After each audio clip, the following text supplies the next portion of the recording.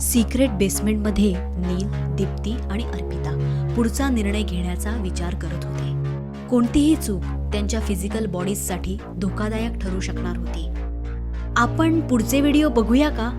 कदाचित त्यात काहीतरी क्लू सापडेल, नील म्हणाला.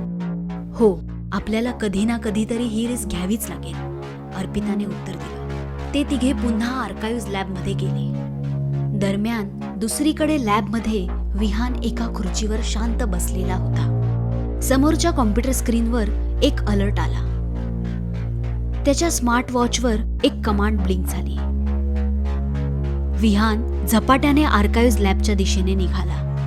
त्याच वेळी आर्काइव्ह्ज लॅबमध्ये ते तिघही पुढचे व्हिडिओज बघत होते. डे 8च्या व्हिडिओमध्ये एक वेगळीच लॅब दिसत होती. ही कोणती लॅब आहे? मॅपमध्ये तर ही कुठेच दिसत नाहीये, नील म्हणाला. लगेचच त्यांनी डे 9चा व्हिडिओ प्ले केला. त्यामध्ये सगळं उद्ध्वस्त झालेलं दिसत होतं आणि एका तुटलेल्या स्क्रीनवर एक अलर्ट सारखा ब्लिंक होत होता.